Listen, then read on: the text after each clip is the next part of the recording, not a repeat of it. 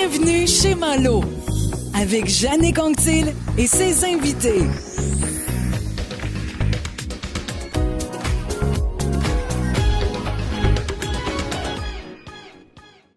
Bonjour à tous, bienvenue chez Malo pour ce 29e épisode. Déjà 29, mais il y a un bon moment qu'on ne s'était pas parlé. J'ai fait beaucoup de chroniques livres, vous les avez vus. Je vais continuer d'en faire. Et aujourd'hui, on va même vous parler d'un livre. Mais je vais intégrer mes deux invités que j'avais très hâte de recevoir. Ça fait longtemps qu'on essaie de planifier quelque chose. Vous allez comprendre pourquoi. Alors, sans plus tarder, je les reçois. On va faire les ajustements de son et d'image classiques. Ah, elles sont là, toutes belles les deux en même temps. D'abord, Nathalie Bacon, bonjour. Bonjour, Comment ça va? ça va très bien. Oui, génial. Et on reçoit aussi Joanie Leblanc. Bonjour, Joanie. Allô, Comment ça va? ça va super bien, vous autres? Oui, merci beaucoup. Alors, bravo, vos micros fonctionnent dès le départ, ce qui est plutôt rare dans un épisode de Bienvenue chez Malo. Alors, je disais avant de vous intégrer que j'avais très hâte de vous recevoir. Ça fait longtemps qu'on veut se parler, qu'on veut se faire une émission. Alors, c'est très agréable comme ça. D'entrée de jeu, je vais vous présenter sommairement. D'abord, Joanie. Infirmière, bardée de diplômes, travaille dans le réseau de la santé, évidemment. Je sais que tu as poursuivi des études. Dis-moi, c'est quoi, là, toutes tes fonctions, tes diplômes, etc.? C'est ça, dans le fond, moi, je suis infirmière à la base. J'ai fait une technique en soins infirmiers. Après ça, j'ai continué, j'ai fait mon baccalauréat là, à l'université. Puis par la suite, par intérêt pour la profession, avec un petit sujet qui m'intéresse tout particulièrement, l'organisation du travail, j'ai continué à la maîtrise en sciences infirmières. Puis par la suite aussi, j'ai un côté de moi qui s'intéresse beaucoup à la gestion. Fait que là, je suis en train de terminer une autre maîtrise en administration publique à l'ENAP. Donc, voilà un peu mon parcours. Là. C'est grosso modo, c'est ça. Je suis une éternelle étudiante. Je travaille, j'étudie en même temps. C'est mon petit dada. J'aime ça. Oui, et tu as beaucoup de mérite parce que dans la dernière année, ça n'a pas été la situation idéale dans le réseau de la santé, on va le dire. Et tu as continué quand même à faire des études, mais à distance, j'imagine? Oui, c'est ça. Bien, à l'ENAP, il y il y avait déjà beaucoup de cours en ligne à la base. Puis, oui, ils ont continué à offrir là, une offre de cours en ligne encore plus grande. Fait que c'était super. Là. Moi, j'ai continué comme ça. Ouais. OK, parfait. Je me tourne vers Nathalie. Nathalie Bacon, qui, elle non plus, n'a pas chômé pendant la pandémie. Quand vous voyez des projets de loi passer, c'est elle qui les écrit. En tout cas, elle travaille avec l'équipe qui fait la rédaction. Nathalie, tu travailles à l'Assemblée nationale à Québec. Je travaille au gouvernement Au gouvernement, dans l'élaboration des projets de loi, ce qui nous amène à aller à l'Assemblée nationale pour les défendre aux côtés du ministre, effectivement. Alors, vous occupez des fonctions très différentes dans des secteurs d'activité très différents. Je vais dire à nos internautes ce qui vous rattache, ce qui a fait que vous vous connaissez. Alors, vraiment, c'est un épisode de Bienvenue chez Malo, c'est le 29e épisode et le titre que je donnerais, c'est « Les rencontres improbables » parce qu'à un moment donné, on recule. Fin mars 2017, de fin mars 2017 jusqu'au 3 juin 2017. Donc, ça a fait 4 ans, il y a quelques semaines. À un moment donné, vous vous êtes ramassés les samedis matins dans une session de cours en communication chez Communication Jean Ballot, mais une session que je donnais à Québec. Et vous vous êtes ramassés autour de la même table. Alors, Joanie du domaine de la santé, Nathalie dans la fonction publique. Et il y avait également Pierre-Luc Gagné. Pierre-Luc Gagné qui, mon Dieu, comment je le qualifierais? À ce moment-là, lui avait étudié en travail social, mais s'était complètement réorienté, il voulait faire autre chose, mais on va dire un artiste. Et on va le découvrir au fil de l'épisode parce que le but de l'épisode, c'est de parler un peu dans son dos, hein, de parler de ce qu'il a fait au cours de la dernière année, lui aussi, puis on veut lui faire la surprise. Et il y avait une quatrième personne qui travaillait, Martine, qui travaillait dans le domaine de l'alimentation, de la vente au détail. Alors, des gens qui ne se seraient jamais rencontrés autrement, qui, à un moment donné, se retrouvent dans la même salle de cours, autour de la même table, pour suivre une formation sur la prise de parole en public. Et là, le gâteau prend, comme on dit. Là, il se passe vraiment quelque chose dans cette session-là que je n'oublierai jamais parce que ça a été du gros bonheur du début à la fin. Puis ces gens-là qui ne s'étaient jamais rencontrés et qui ne se seraient pas vus avant ont eu bien du plaisir ensemble. Ça ressemble un petit peu à ça? Totalement.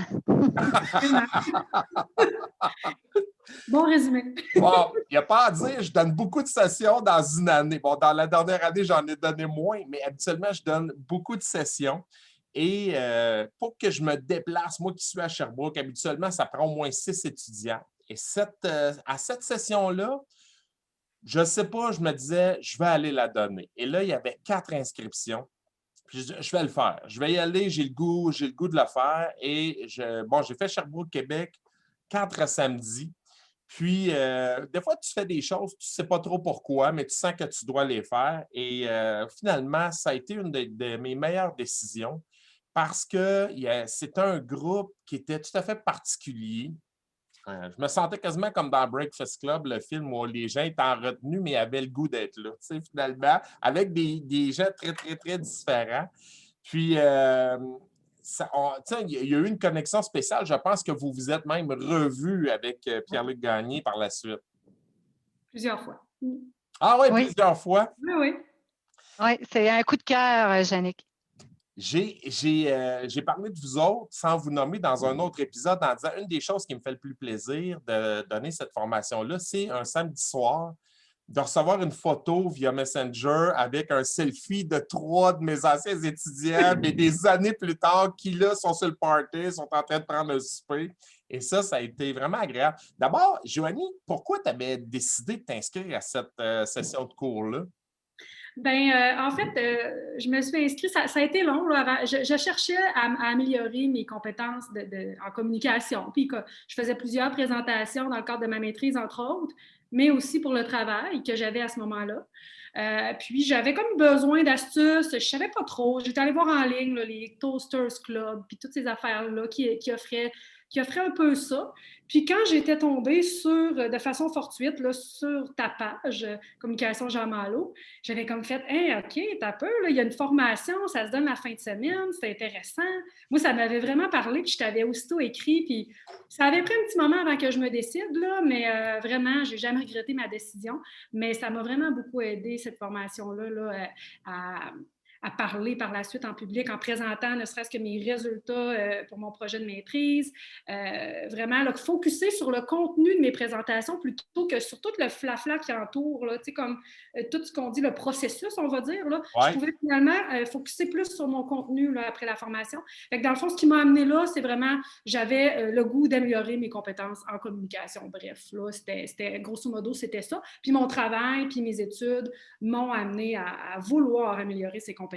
C'est un peu pour ça que je me suis inscrite. Ouais. Nathalie, je te pose aussi la question, puis par la suite, j'ai vu des performances que tu livres ou des prises de parole que tu fais parfois en commission parlementaire. Il y a des ministres, il y a des députés, des gens qui posent des questions. Est-ce que c'est un peu en lien avec ça à ce moment-là? Oui, totalement. C'est comme Joanie, c'est en lien avec mon travail. Lorsqu'on prend la parole, on peut paraître des fois comme, je vais utiliser l'expression, un chevreuil sur la vin. Hein? Donc, le but, c'était d'éviter. Je m'en rappelle de ça. J'avais trouvé ça tellement drôle. Tu es la première qui m'a donné cette image-là. Chevreuil sur la vin, là, je ne vous le souhaite pas, là, mais ça. si jamais vous en voyez un, c'est parce qu'il fige à un moment donné. Là. C'est ça. Puis, ce que j'ai compris avec ta formation, Jannick, que je trouve extraordinaire, puis je pense qu'on a eu le coup de cœur pour le groupe, l'un pour l'autre, mais aussi pour toi et ta formation, c'est que de la première journée de formation à la dernière, il y a vraiment une évolution qui se fait. Et à la fin de tout, tu te souviendras ces paroles-là que j'ai dit, que Communication Jean Malo, c'est pas juste découvre ta voix, VOIX, mais également trouve ta voix, VOIE. Et ça, c'est extraordinaire, la formation que tu donnes pour ça. Ouais. Merci. Ben, merci. Bon, j'avais versé une larme il y a 4 ans. Là, je ne veux pas embarquer là-dedans non plus parce que ça m'avait beaucoup touché, ces commentaires-là. Pierre-Luc Gagné n'est pas là, mais je veux vous lire parce que c'était sur les réseaux sociaux et ça va mettre la table pour ce qui est écrit par la suite pour son style. Il avait publié une photo du groupe sur les réseaux sociaux et il avait écrit ceci. Ça va vous donner une idée du personnage qu'il était. C'était écrit le 3 juin 2017, tout de suite après la formation. Rire à en humecter nos fonds de bobettes. Alors, on voit le style de Pierre-Luc Gagné. C'est dans cette folie que nous avons parcouru cette merveilleuse formation sur l'art de prendre la parole en public. L'aventure avec vous aura été une source de croissance et d'amusement. Les prochains week-ends seront différents. C'est la fin d'une expérience, mais le début d'un grand lien. Je vous aime d'amour et c'était signé Pierre-Luc Gagné. Alors, c'est ce qu'il avait écrit à ce moment-là, qui était aussi très touchant. Et Pierre-Luc, je ne sais pas si vous étiez au courant, mais lui a abouti dans cette session de cours-là suite à une émission à TVA avec Christine Michaud. Christine Michaud aidait les gens à réaliser leurs rêves. Et lui, un de ses rêves, c'était de suivre une formation comme ça, être un meilleur orateur. On a vu qu'il était quand même déjà pas mal, qu'il avait déjà tout un style, mais le TVA m'avait contacté et c'est là qu'il était entré dans la formation. On lui avait annoncé ça pendant l'émission. Alors, tu vois, c'est un ordre qui est arrivé par hasard. Et Martine, du domaine de l'alimentation, est arrivée un peu à minuit moyenne, là, à la dernière seconde, ce qui fait qu'on a été 4 participants, mais des gens vraiment qui arrivaient de tous horizons. Et c'est souvent comme ça chez Malo, c'est que les gens se retrouvent autour de la table en disant « Mon Dieu, j'aurais pas vu ces gens-là autrement, mais pour une raison qu'on ignore, à un moment donné, ça devient rapidement agréable, même si le premier cours, c'est souvent stressant pour les gens qui arrivent là en ne sachant pas du tout ce qu'ils vont faire, en fait. C'est un peu ça, hein? Quand on arrive, on ne sait pas vraiment. Non, on ne sait pas du tout. Puis, Jannick, tu fais des enregistrements de nos voix dans le micro. Tu fais également des enregistrements vidéo. Et on regarde, hein, Joanie, on regardait on écoutait nos enregistrements, puis après chaque exercice, on regardait les vidéos et les fous rires qu'on a eus, les fous rires. Oui, c'est ça. Moi, je l'avais vécu comme étudiant avec M. Malo, c'est qu'on riait tous, mais on riait pas des autres, on riait de nous en général parce qu'on faisait beaucoup les mêmes erreurs. Et ça, je suis content de reproduire ça parce que dès les 30-40 premières minutes de la session, on sort la caméra, vous êtes appelé à vous présenter pendant 2 minutes et après, on visionne pour voir votre non-verbal. Et ça rit beaucoup, puis tout le monde voit qu'ils sont là pour une raison. Alors, et qu'ils ne sont pas différents finalement les uns des autres. Leur point commun, c'est qu'on veut mieux maîtriser tout ce qui est communication verbale et non verbale. Alors, ça, c'est vraiment chouette. C'est très bien. Je suis content de voir que ça vous a servi par la suite. C'est plaisant de pouvoir mettre ça en pratique. Joanie, je suis contente de voir aussi que où est-ce que tu travailles. Je pense que le numéro de téléphone, il y a beaucoup de 4. Alors, ça permet de prononcer 4 avec des R plutôt que 4 aussi. Je pense que c'est toi qui m'avais dit ça à un moment donné. Oui, c'est vrai. Ben, c'est à mon ancien emploi, mais là, à mon emploi présent, je prononce quand même souvent des numéros de téléphone. Puis le 4, c'est vrai que j'en remarque que les gens ne le prononcent pas toujours ils disent tout le temps 4. Mais c'est 4, il faut vraiment bien le prononcer. Donc ça, c'est pas la seule chose que je retiens de ton... non, je sais, c'est évidemment, mais c'est entre autres une des choses qui m'a marqué. Oui. Oui, c'est juste drôle. Puis on appelle ça les finales de mots. Quand on ne prend pas conscience de ça, ben, on ne le sait pas vraiment, mais après, on écoute les autres et c'est vrai que ça paraît. Je veux qu'on présente tout de suite l'objet de notre rencontre aujourd'hui. Ça nous prend souvent un prétexte et je vais partager la couverture du livre. Parce que pourquoi Pierre-Luc Gagné n'est pas là? C'est parce qu'il a commis un livre il y a quelques mois et je ne voulais pas qu'il sache, je voulais qu'on en parle dans son dos. Alors après ça, on va diffuser ça sur la chaîne YouTube de Bienvenue chez Malo. Je partage la couverture immédiatement. Donc, le titre, L'homme est un lion que je n'ai su faire rugir. C'est aux éditions HP, H pour hamac, P pour poésie, évidemment. Je vous ai demandé de lire ça tour à tour. Vous avez lu ça chacun de votre côté. Je l'ai lu également. Qu'en avez-vous pensé de ce livre-là? je vais commencer avec Nathalie. Le livre de Pierre-Luc, je le trouve extraordinaire puisque pas très épais. Non! Hein? Pas très épais. Quand j'ai vu la publication de Pierre-Luc sur sa page Facebook, c'était clair, puis pour chacun de nous, c'était clair aussi qu'on allait l'encourager, l'acheter, le lire. Et lorsque je l'ai eu dans mes mains et que j'ai vu l'épaisseur, je me suis dit, mon Dieu! Et quand je l'ai lu, je trouve ça extrêmement intéressant puisque tout le long du livre, j'entends Pierre-Luc le lire à haute voix, le dire à haute voix. OK. Donc, c'est le personnage, c'est la personne, c'est l'humain de Pierre-Luc que je vois derrière chacun des mots. Ce qui est intéressant également, c'est la structure du livre. C'est qu'on voit qu'il y a des espaces, il y a des phrases déconstruites avec un visuel au niveau de ses poèmes. Et pour moi, c'est un tour de magie. Notre Pierre-Luc a fait de la magie avec son livre. Bon, tu dis, j'ai l'impression de l'entendre. Moi, quand je l'ai lu, puis je vais passer la parole à Joanie, je n'ai pas été surpris. J'ai souvent dit à Pierre-Luc, pourquoi tu ne t'inscris pas? Là, c'est de la poésie, mais c'est très particulier. C'est un gars qui a son style, qui était capable aussi d'être à la fois sombre, mais drôle. Moi, j'ai rarement ri comme ça dans une formation. Ici, il y a un sens de la répartie incroyable. Donc, c'est un gars qui peut passer d'un extrême à l'autre. Puis je disais, inscris-toi dans l'école de l'humour. Va donc faire l'école de l'humour. Je pense que tu aurais du succès, peu importe ce que tu vas faire. Et quand je lisais ces trucs, j'ai eu souvent des sourires parce que je me disais, c'est lui. On ne peut pas dire que c'est quelqu'un d'autre, c'est vraiment lui. Qu'est-ce que tu en as pensé, Joanie? Ben moi aussi, en fait, j'ai été surprise quand j'ai vu l'épaisseur, là, puis en fait, agréablement surprise parce que j'ai pas beaucoup de temps pour lire dans ma vie. Je lisais beaucoup avant, mais j'ai moins de temps. Puis honnêtement, là, j'ai lu 3 fois, puis j'aurais pu le lire plus de fois. Puis, ce que j'ai aimé, c'est qu'à chaque fois que je le lisais, il y avait, je le voyais d'une autre facette, je découvrais des trucs où je le réfléchissais d'une autre façon. Ah oui. C'est ça que j'ai aimé. T'sais, à chaque fois, c'était comme un nouveau voyage, si on veut. T'sais. Puis effectivement, j'ai vu la personnalité de Pierre-Luc transpire à travers les lignes de son livre. C'est fou, là. T'sais, quand on le connaît et qu'on lit son livre, on est comme OK, non, c'est parce que c'est clair que c'est lui qui a écrit ça, là. C'est personne d'autre. Puis moi, j'ai trouvé ça vraiment impressionnant aussi qu'à 26 ans, quelqu'un écrive un recueil de cette envergure-là. Là. C'est 56 pages, c'est pas très long, mais tabarnouche, il y a du contenu là-dedans. Là. Il y a de la... Beaucoup de réflexion. Oui, vraiment. Il y a vraiment un contenu spécial. Là. Il m'a fait rire, il m'a fait peur, il m'a fait réfléchir. Écoute, j'ai passé par diverses émotions en lisant son livre.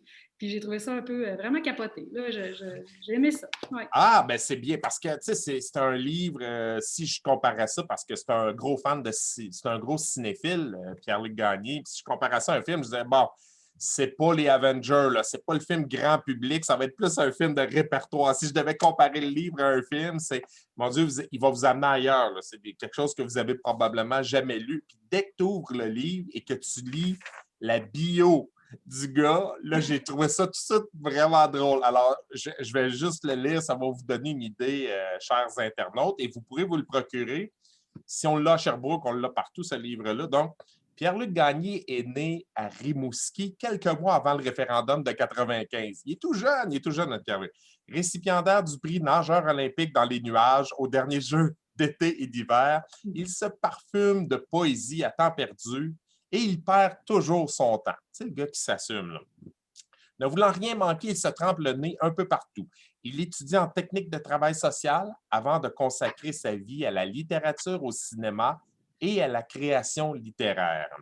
Il croit encore que Tomber à l'eau d'Annie Villeneuve est le hit de l'année. Il souhaite habiter Québec pour toujours.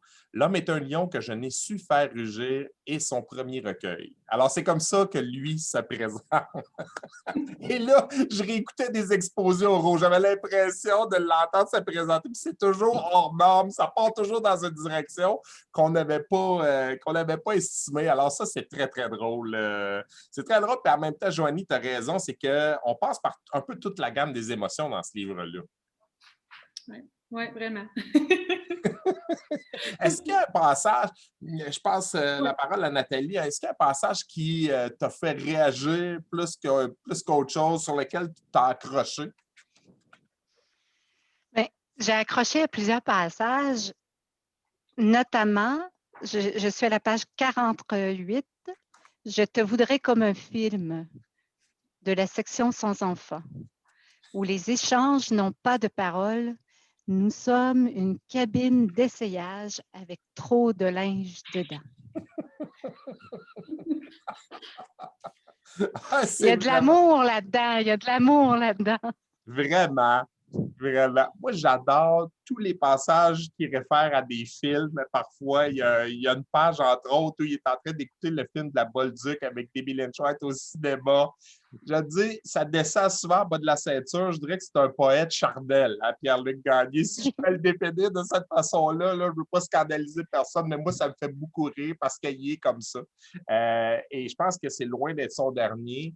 J'ai lu des critiques, de bonnes critiques. J'ai même vu le slammer David Goudreau dire hey, à se faire photographier avec le livre en disant c'est un petit nouveau, lui, puis il va aller loin. Alors, ça, c'est quand même impressionnant quand on connaît David Goudreau. À un moment donné, il dit bon, il y a un passage où il écrit tu m'envies la langue à l'effluve de ton corps. Je respire saccadé. J'ose sentir la vibration et la lenteur. Québec-Montréal n'est pas juste un bas film de Trogy, c'est aussi ce qui nous sépare.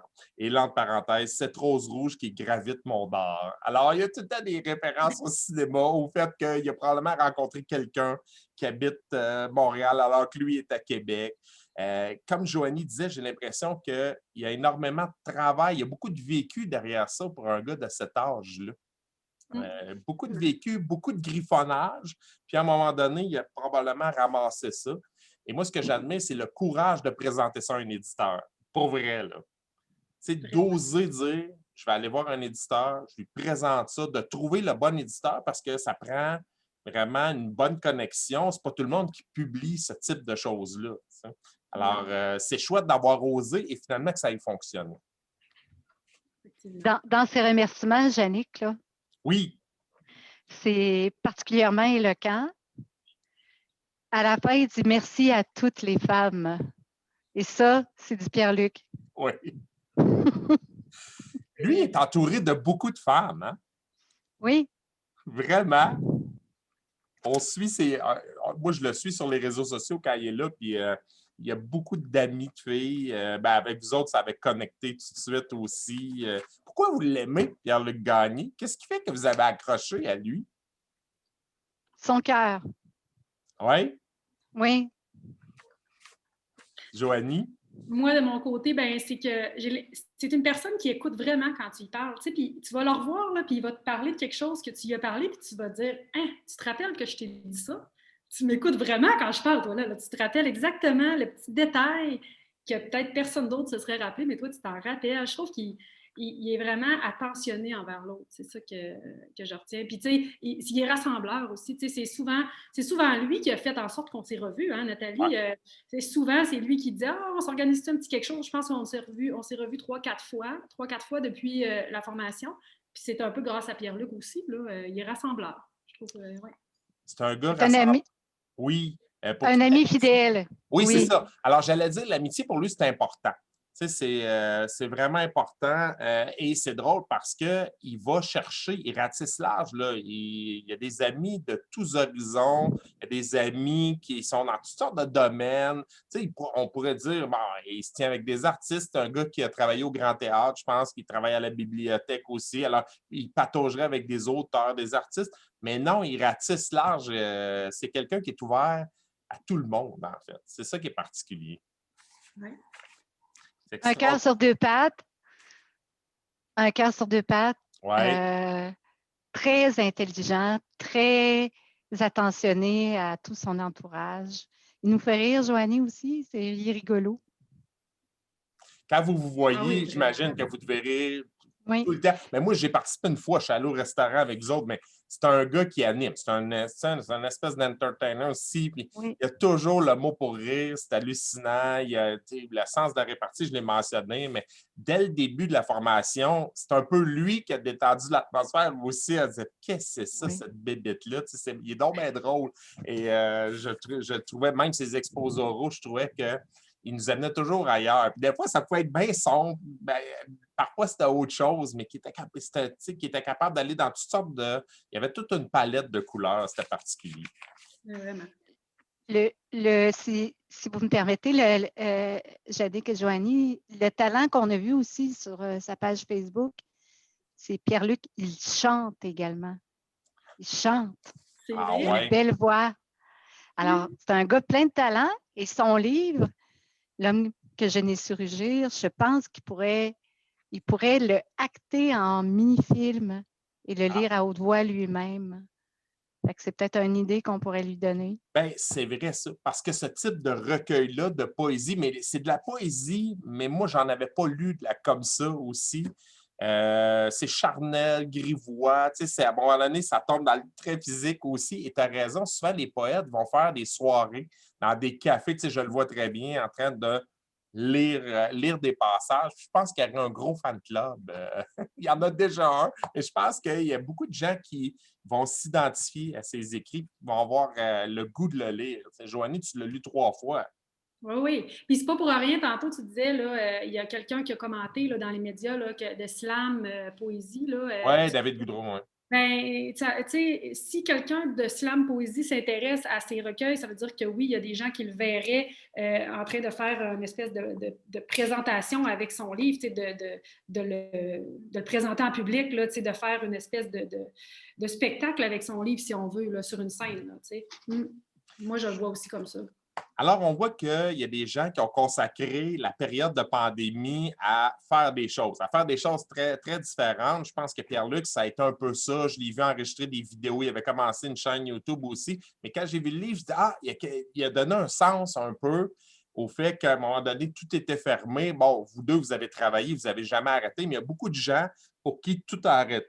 Tout a arrêté, j'en fais partie. Et Pierre-Luc, il a donné un peu ce sens-là. Moi, j'ai beaucoup d'admiration pour celui qui s'assied et qui écrit. Il faut être dans le processus de rédaction d'un livre pour réaliser à quel point c'est difficile, c'est ardu. Et même un petit livre, tu sais, vous mentionnez que c'était un petit livre, là, il est tout mince. Quand je suis allé à la librairie à Sherbrooke, j'ai demandé qu'il me trouve le livre.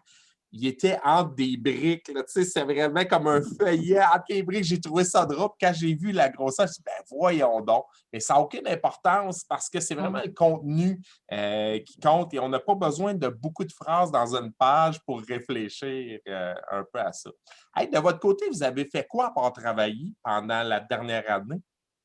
Joanie, tu as étudié? Mon Dieu, oui, j'ai étudié, je me suis occupée de chez moi parce que ça faisait à peu près 1 an qu'on était déménagé dans notre nouvelle maison. Fait qu'on avait des trucs à placer un petit peu, on avait un nouveau quartier, fait qu'on a marché beaucoup dans notre nouveau quartier. On a pris le temps de se ressourcer un peu parce que, comme tu dis, tu sais, moi, mon conjoint aussi, on travaillait pendant la pandémie. C'est sûr qu'on n'avait pas, on avait un peu plus de temps de libre parce que tous les moments qu'on aurait été avec des amis la fin de semaine ou autre, ben, il fallait les remplir d'une autre façon. Fait que on a écouté Netflix, on est allé marcher, rien de bien compliqué, on s'est fait des bonnes petites recettes à la maison. Mais c'était pas mal ça, là, notre temps pandémique, si on Un veut. petit bonheur tranquille. C'est ça. As-tu Ouais. accroché sur une série en particulier, Netflix? Ben là, récemment, on est sur Outlander. Là. Il y a sûrement du monde que ça fait bien longtemps qu'il l'écoute, là, mais moi, j'ai Et... découvert cette série-là cet hiver, puis j'adore cette série-là. Là. Ah oui, vous vous tapez ça depuis le début, là. Ah ben c'est sûr qu'on n'a pas, moi je travaille de soir ces temps-ci, fait qu'on n'a pas beaucoup de temps ensemble, mais le temps qu'on a pour écouter des séries, on prend pour écouter ça. Là. Fait que, oui, ça avance tranquillement, mais on se fait des petites séances de binge de Netflix avec ça. Là, ouais. Joanie, cet été, j'ai pensé à toi parce que là, tout déconfine, on ouvre, on va passer en zone verte. Vas-tu aller tester des bières de microbrasserie? Je sais que vous autres, c'est un de vos trips, entre autres, d'aller essayer des bières de microbrasserie. Ben, on en a acheté beaucoup pendant la pandémie, tu sais, dans les petites épiceries ou tout ce qui est, tu sais, les endroits qui étaient ouverts où est-ce qu'on pouvait aller en chercher.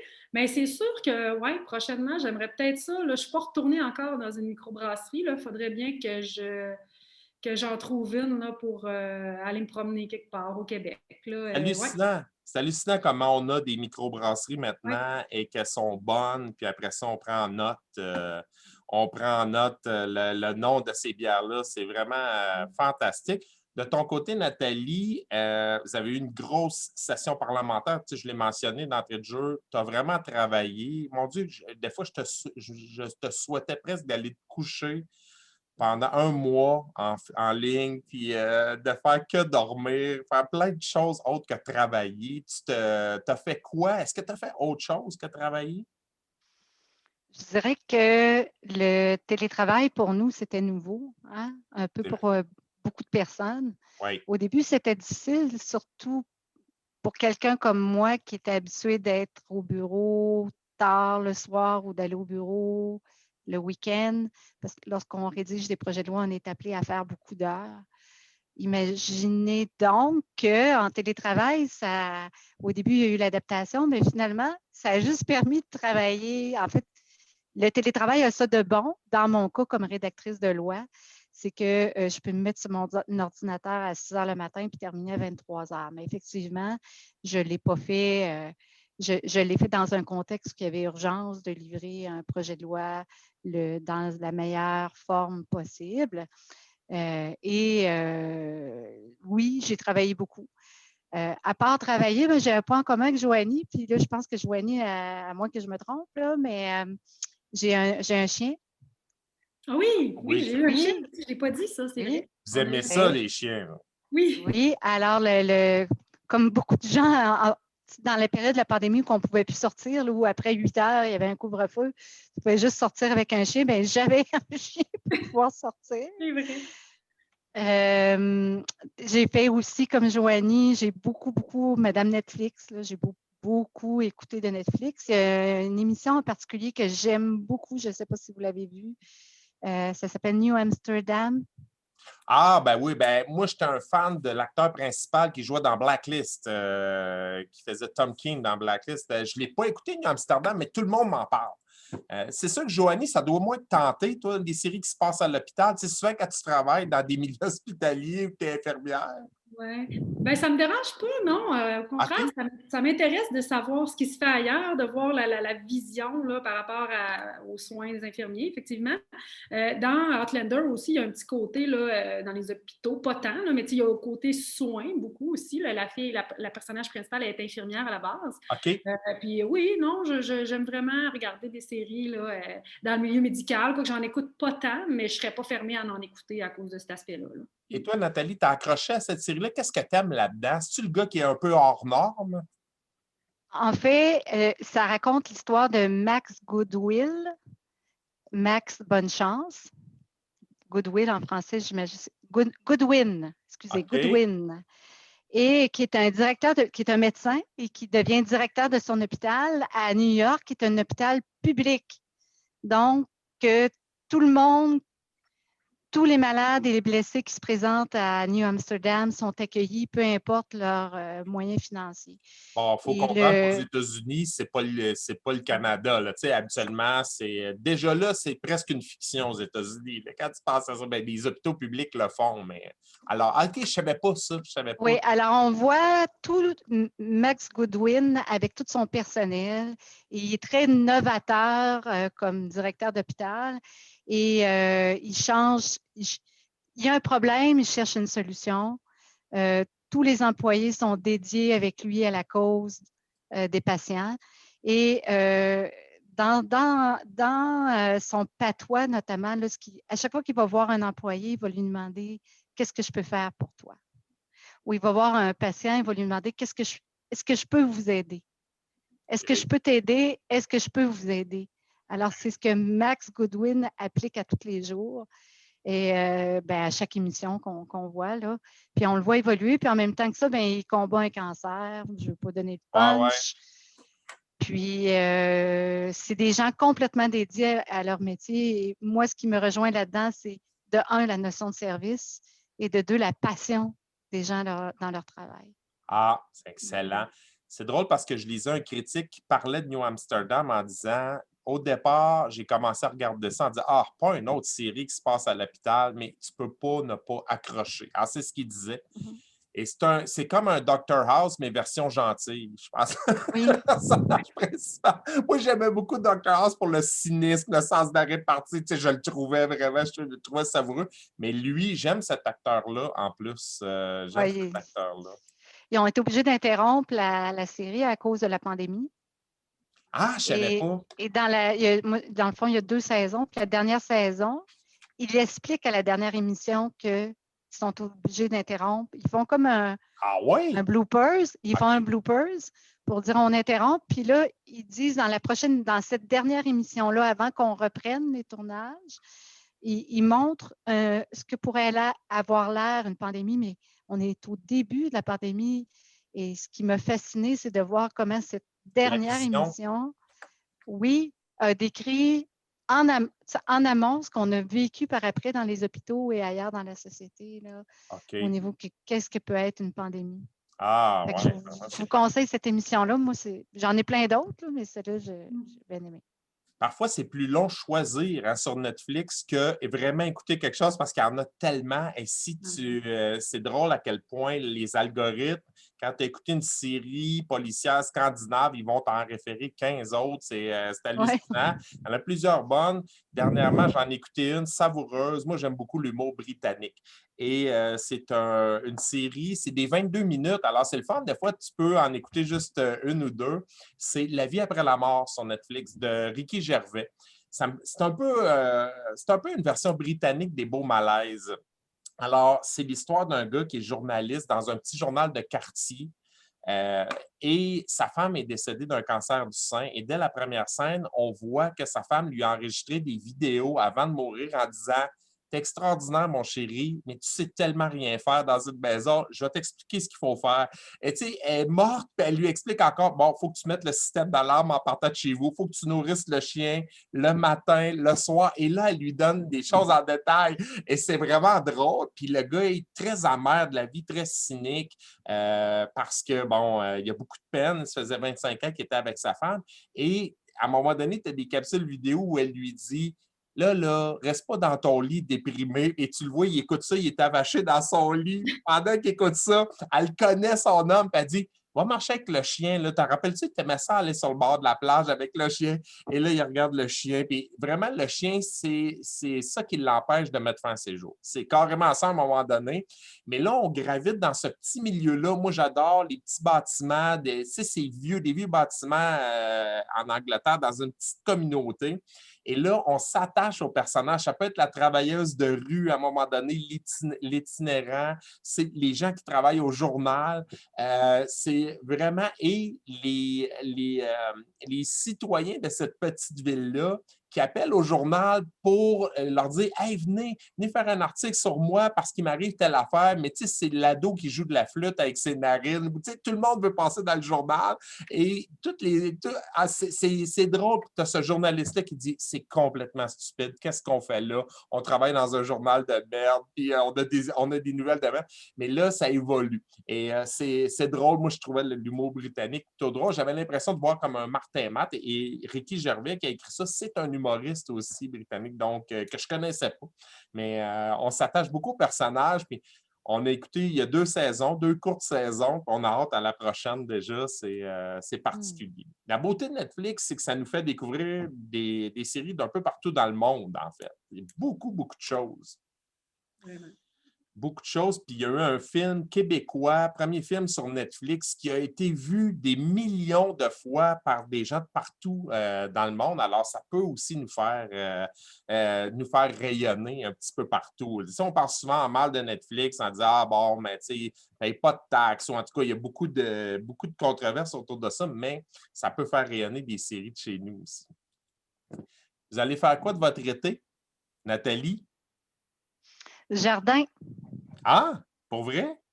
Oui, un jardin, là, j'ai 2 bacs, 2 pieds par 12 pieds. donc à 3 pieds du sol, et j'ai à peu près tout ce que vous pouvez penser comme légumes plantés dans ces 2 bacs-là. Même, je crois que j'en ai un peu trop. Alors, l'automne, je ne te demanderai pas ce que tu vas faire, ça va être des conserves. Oui. Sont bonnes, ces conserves. Ouais, on est preneurs, hein, on est intéressés. C'est le Oui, fun. j'en fais des conserves à chaque automne. Alors, aussitôt qu'on se voit à Québec, je vous donne des petits pots. Ah, c'est Joanie, chouette. je pense que je te l'avais donné, peut-être? Oui, oui, puis j'ai même, quand on va se revoir, j'ai tes petits pots, je te les ai gardés, tes petits pots vides. Puis, ouais, c'était Ça veut dire super qu'elle bon. en veut des pleins, là. Elle va Oui, t'les c'est amener, ça. mais elle en veut des pleins. Elle en veut des pleins. Jardines-tu, Joanie? Ben oui, moi, justement, là, mon chum, l'année passée, m'avait installé des bacs, un peu comme ce que Nathalie dit, Ouais, c'est là, le fun, ça. un peu plus haut. Là. Ben, en fait, à ma hauteur, là, puis en fait, je suis contente qu'il ait été à ma hauteur parce que maintenant qu'on a un chien, il aurait été fouillé dans les légumes, mais Ça, là, c'est trop haut, fait qu'il ne peut pas y avoir accès. Mais on ne c'est savait ça. même pas qu'on allait avoir un chien à ce moment-là quand on a fait les Ah, bacs. pour vrai? Ouais. Fait Mais que, chez vous, vous n'avez pas de problème de chevreuil, rien, là, parce que souvent, ou des marmottes ou des trucs du genre. non. Ah, En fait que le jardin est intact. Oui, ben moi, j'habite dans un quartier plutôt résidentiel. Il y a du bois proche, mais trop loin pour dire que les animaux viendraient dans ma cour arrière. Fait que non, il n'y a pas de problème. Là. On a vraiment. Ben moi, cette année, j'ai mis plus des fines herbes, mais j'ai jamais eu de problème avec des animaux qui viennent jouer là-dedans ou autre. Là. Ça va super bien. Puis, je suis super contente. Là. Je cuisine beaucoup avec des fines herbes, fait que j'ai mis la plupart des fines herbes que j'utilise dans mes recettes, comme de la coriandre, du basilic. Pas des échalotes, mais de la, voyons, une petite Boulette? ciboulette, oui, excusez-moi, là, Ah j'avais ah! puis, c'est quoi que j'ai aussi? J'ai mis des petites tomates. C'est tous des trucs que j'utilise le plus souvent dans mes recettes parce que sinon, j'en perdais. Fait que, ouais, voilà. Mais et ça, j'ai l'impression qu'il y a une mode aussi qui se lance. Il y a des gens qui ne jardinaient pas et qui se sont mis à jardiner parce que ces bacs-là, là, ça s'est vendu à une vitesse folle. Ça continue de se vendre. On en voit de plus en plus des gens qui ne veulent pas se mettre à genoux pour cultiver et labourer la terre. Mais ça, c'est une belle alternative. Je sais que mon fils a ça, puis mon Dieu, c'était effrayant comment ils ont des concombres, des tomates, vraiment de tout. Et ils ont racheté 2 fois plus de bacs cette année. Là. Il va falloir qu'ils agrandissent le terrain à un moment donné. Mais, et eux, ils adorent ça, les fines herbes. C'est très populaire aussi. On dirait que les gens se sont mis beaucoup plus à cuisiner aussi. C'est vrai. C'est des gens À cause de la pandémie. À cause de la pandémie, il n'y avait plus de. Pour faire le pain, là, la de levure, il n'y farine, il n'y avait plus avait de levure. Ouais. C'est incroyable. Le jardinage, c'est la même chose. Les jardiniers amateurs ont explosé. Tu vas Ouais. en centre-jardin, il faut. Comme moi, je suis allée chercher mes petits plants là, quasiment 2 semaines avant la bonne température pour les planter pour être sûr qu'il en reste, parce que l'été passé, il ne restait plus rien. Alors, il y a beaucoup, beaucoup, beaucoup d'amateurs de jardin, de bacs, comme tu dis, Jannick. Puis pour la prochaine été, bien, je pense que notre défi à tout le monde, c'est de déconfiner. Ouais. Pas évident, ça, Non. déconfiner. Non, non, c'est drôle parce que j'ai des étudiants qui ont parlé de ça la semaine dernière en disant on dirait que j'ai un frein avec la poignée de main. Tu sais, on dirait qu'on va, mon Oui. Dieu, qu'est-ce qu'on va faire? Et c'est vrai que ça va être particulier pour beaucoup de gens. Il y en a qui ont déjà hâte d'avoir des câlins. Là. Des fois, il faut que tu dises oh, t'as peur. Là. Tu sais, c'est Oui. difficile de savoir comment on doit se comporter. Mais je peux dire une chose, les gens sont vraiment contents d'avoir du monde autour d'eux dans la même pièce. Moi, j'ai recommencé à donner les formations en présentiel. Moi, je n'en donnerai jamais virtuellement, ça m'écoeure, puis je ne crois pas à ça. Donc, j'ai commencé en avril, on avait le droit à Sherbrooke. Et je pense que si j'avais enseigné le tricot, les gens auraient été contents quand même. Ils voulaient juste être là. Et souvent, dans les commentaires de fin de session, c'est « Hey, wow! » C'était vraiment plaisant d'avoir des gens autour. Évidemment, quand on fait des exposés oraux, les gens n'ont pas de masque, mais j'ai tout changé le mobilier. On avait une grande table de conférence, on a enlevé ça. C'est des petites tables aux 4 coins, donc les gens sont à 2,5 mètres et plus même de distance parce que chez Malo, on ne prend jamais plus que 6 étudiants. Alors, et ce n'est pas à cause de la pandémie, ça a toujours été comme ça, c'est une valeur qu'on a, mais les gens étaient heureux de dire « Wow! » Et là, je reçois des appels de gens qui disent « Hey, ça fait 1 an que je n'ai pas parlé à personne, là, ou à peu près pas, ou pas parler en vrai à quelqu'un. Ce qu'on fait présentement en Zoom, on se voit via la webcam, mais là, ils ont le goût ils arrivent avec des gens et c'est pas la même chose nécessairement. Donc, ils viennent se remettre un peu dans le bain. Alors, c'est particulier, là, je le vois actuellement, puis des gens d'un peu partout. Et c'est moins problématique étant donné qu'on est en zone, tout le monde est un peu en zone jaune. Avant ça, là, il y avait du rouge, il y avait du jaune, et là, tu ne pouvais pas, tu étais obligé de dire à un étudiant, mettons, de Lac-Mégantic, écoute, ça va aller à plus tard parce que vous autres, vous êtes en jaune-rouge foncé, je ne peux pas vous prendre dans la session. Et ça écœurait.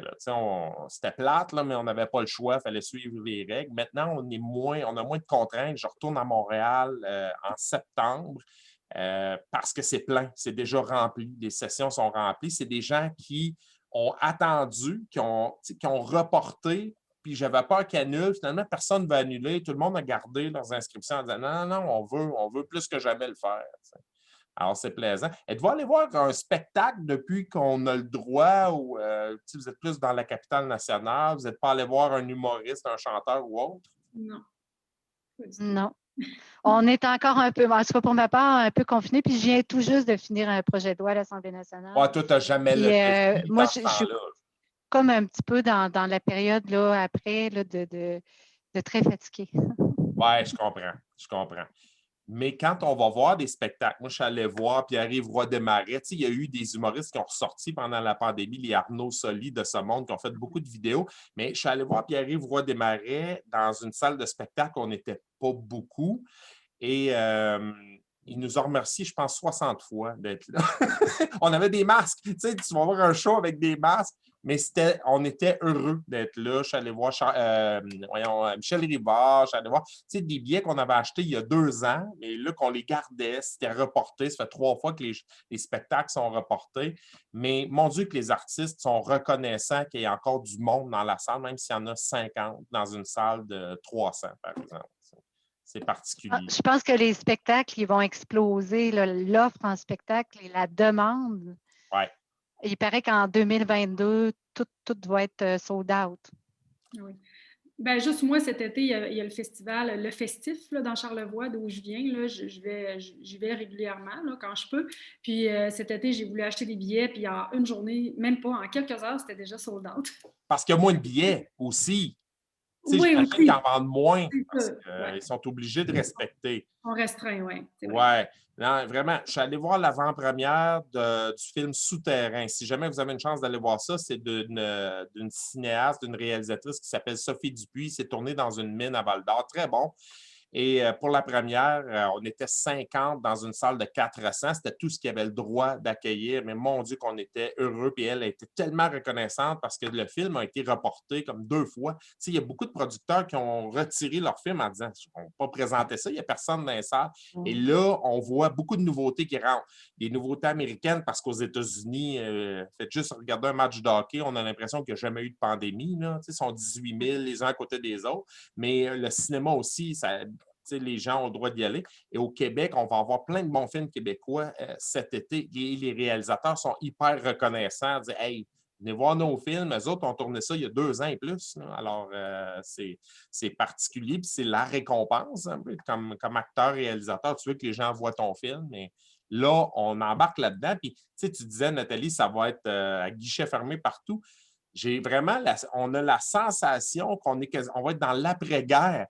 Tu sais, après la Deuxième Guerre mondiale, c'était la folie, tout le monde dansait, tout le monde, c'était le party. On dirait qu'on va vivre ça aussi. Oui, il faut juste être prêt à, comme dans la publicité de la gomme, là, à sauter, je ne sais pas si vous l'avez vu, la fameuse publicité post-pandémie, là, à sauter dans les bras d'un étranger puis de l'embrasser. C'est très drôle, mais cette pub-là, c'est un coup de génie ou une pub de gomme où tout le monde se french, tout le monde dans des parcs, tout le monde retourne travailler en présentiel et sont obligés d'enlever des plantes grimpantes parce qu'ils ne sont pas allés au bureau depuis des mois et des mois. Ouais, c'était vraiment, vraiment drôle. Vraiment drôle. Alors, oui, puis on va profiter des vacances. On regarde à Gaspésie, c'est déjà plein, puis ils sont même 1 mois à l'avance. par rapport à l'achalandage. On n'a pas le droit de voyager encore, donc je pense qu'au Québec, le tourisme devrait être très, très populaire aussi. Là. Vas-tu faire un Comme peu de l'été vélo? passé. Nathalie, vas-tu faire du vélo? Je sais que tu en fais, Oui. t'es adepte. Oui, plus vélo de montagne parce que je reste près de la montagne, à Montagne-des-Roches. Puis, mon projet cet été, c'est d'équiper mon vélo pour pouvoir faire du vélo de montagne avec mon chien accroché. Parce que mon chien, c'est un gros chien. On appelle ça un Goldador, un mélange Golden et Labrador. Puis, il y a des équipements là, qui existent là, pour pouvoir que le chien tire le vélo. Alors, c'est l'objectif là, de faire du vélo avec mon chien. Joanie, as-tu un gros chien comme ça? Ben, nous autres, c'est un Golden Doodle. C'est un mélange de Golden Retriever avec un caniche. Mais là, il y a juste 5 mois. Là. Il pèse à peu près une quarantaine de livres. Il devrait peser une soixantaine de livres adulte. Fait que, quand même un gros chien, je pense. Là, ultimement, là, il va être quand même assez gros. Fait que je ne sais pas s'il va être capable de nous traîner. Là. Je ne connais pas ça, là, mais assurément qu'on va aller marcher avec dans le bois. Mais c'est sûr qu'il y a rapidement chaud, le chien aussi. Là. Il y a du poil, il y a beaucoup de poils très épais. Là, fait que, il y a rapidement chaud. Fait qu'il faudra voir ce qu'on peut faire avec lui. Là. Mais, ah oui, bon, ben, écoutez. Hey, ça a été très agréable. Je vais vous souhaiter un bel été. J'ai été vraiment ravi de vous revoir et je suis ravi à l'idée que votre collègue de classe va regarder ça en différé à un moment donné via la chaîne YouTube de Bienvenue chez Malo. Juste cette idée-là me fait beaucoup rire, mais je vais le recevoir éventuellement pour me parler lui-même de son livre et tout. Je voulais lui faire la surprise. Pour les internautes, je vous partage à nouveau la couverture du livre. Je vous encourage à aller l'acheter. Moi, j'ai payé 16,95 $. Là, c'est de Pierre-Luc Gagné. L'homme est un lion que je n'ai su faire rugir. Si vous voulez voir quelque chose qui est complètement hors norme, allez acheter ce livre-là. Poésie de notre poète charnel, qui est Pierre-Luc Gagné. C'est son premier, certainement pas son dernier. Il va continuer de nous surprendre aussi. Puis, voyez-vous, hein, on s'est connus il y a 4 ans, on se parle encore, puis je vous souhaite encore des soupers. Moi, je suis un peu loin, puis j'ai plein d'enfants aussi qui ont fait, eux, plein d'enfants pendant la pandémie. Donc, je vais essayer de m'occuper J'ai 5 petits-enfants maintenant, et la 6e va arriver dans 2 semaines. Alors, Wow. mes enfants, je pense qu'il n'y avait pas d'électricité chez eux pendant la pandémie. Ils ont fait des enfants. Donc, j'en avais 3 avant la pandémie et là, je vais en avoir 6.